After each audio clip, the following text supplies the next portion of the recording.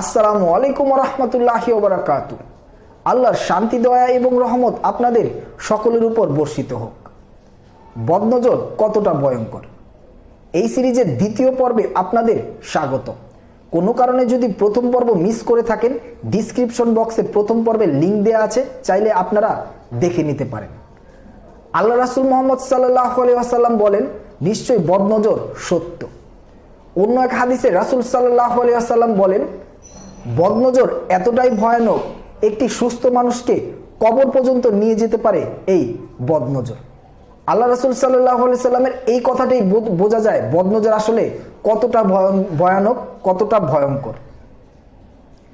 আপনারা যদি দেখেন, একটি সুস্থ মানুষ যখন বাসা থেকে বের হয়, সুস্থ মানে দেখতে সুন্দর সুঠাম দেহের, যখনই কেউ বলে যে তুমি তো দেখতে অনেক ভালো সুন্দর, বা মনে মনেই বলুক যে কত স্বাস্থ্যবান ভালো, এর কয়েকদিন পরে দেখবেন তার অসুস্থতা দেখা দেয়, সে তার পাতলা পায়খানা আমাশা দেখা দেয়, বাথরুমে আসা যাওয়ার মিছিলে তার স্বাস্থ্যটাই ভেঙে যায়।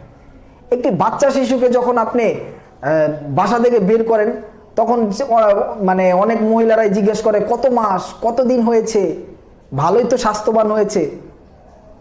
তার কয়েকদিন পরে দেখবেন বাচ্চা শুধুই কান্না করে, ঠিকমতো খেতে চায় না, তার মানে বুঝতে হবে বদনজর লেগেছে। বদনজর থেকে পরিত্রাণের যে ব্যাপারটি হলো, যখনই কেউ সুনাম করবে বা ভালো কিছু বলবে, তখনই বলবেন যে ভাই কষ্ট করে একটু মাশাআল্লাহ বলেন কিংবা বারাকাল্লাহ ফি বলেন। প্রথম পর্বে এই ঘটনাটা আমি শেয়ার করেছিলাম। আমি যখন গত বছর উমরা পালন করতে গিয়েছিলাম মদিনায়, যখন মসজিদুল নববী থেকে আমি এশার সালাত আদায় করে হোটেলে এসেছিলাম, হোটেল থেকে আবার বের হয়েছিলাম মোবাইলে টাকা ভরার জন্য। তো রাস্তায় একটা মানে ওই সুপার শপে ওইখানে মোবাইলে টাকা ভরে, তো যখন টাকা ভরতেছিলাম একটি বাচ্চা দেখেছিলাম অ্যারাবিয়ান, তার সাথে তার বাবা ছিল সৌদি আরবের আর কি অ্যারাবিয়ান। তো বাচ্চাকে আমি গালে ধরে বলেছিলাম যে সো সুইট, তখন তার বাবা আমাকে বারবার বলছিল কইলো মাশাল্লাহ, কইলো মাশাল্লাহ। তো আমি বুঝতেছিলাম না যে সে আসলে কি বলছিল। তো আমার সাথের জনকে আমি আবার বললাম যে সে আমাকে কি বলছে, তখন সে বলছে যে আপনাকে মাশাল্লাহ বলতে বলছে, আপনি মাশাল্লাহ বলেন। তখন আমি মাশাল্লাহ বললাম।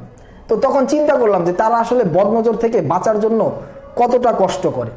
আর আমরা এখন ফেসবুকে তারপরে বিভিন্ন জায়গায় ছবি আপলোড করতে করতে নিজেরাই মনে করেন বদনজরের রাস্তা মানে ছিটিয়ে দিচ্ছি যে আমাকে বদনজর দিন। কিন্তু বদনজর থেকে বাঁচতে হলে আপনাকে এগুলো পরিত্যাগ করতেই হবে, তার বিকল্প কোনো পথই নেই। আর বদনজর আপনার জীবনকে অবশ্যই ধূলিসাৎ করে দিতে পারে। তাই অবশ্যই আপনি সুখে থাকবেন, ভালো থাকবেন, এটাই তো সবার কাম্য। কিন্তু আপনার সুখটা কি মানুষকে দেখাতে হবে? কি জন্য রে ভাই? আল্লাহ আপনাকে ভালো রেখেছে, সুস্থ রেখেছে, সুখে রেখেছে, মনের দিকটা হোক, টাকা পয়সা দিয়ে হোক, যেভাবেই হোক আল্লাহ আপনাকে সুস্থ রেখেছে। সুস্থ থাকেন, ভালো, আল্লাহ আপনাকে ভালো রেখেছে, ভালো থাকেন। কিন্তু সেটা মানুষের কাছে প্রকাশ করার কি হলো?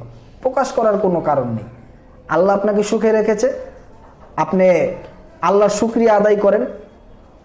আরো অসংখ্য বদনজরের ব্যাপারে হাদিস আছে, যেগুলো আমি ধারাবাহিকভাবে আরো ভিডিওতে আপনাদের সাথে শেয়ার করব।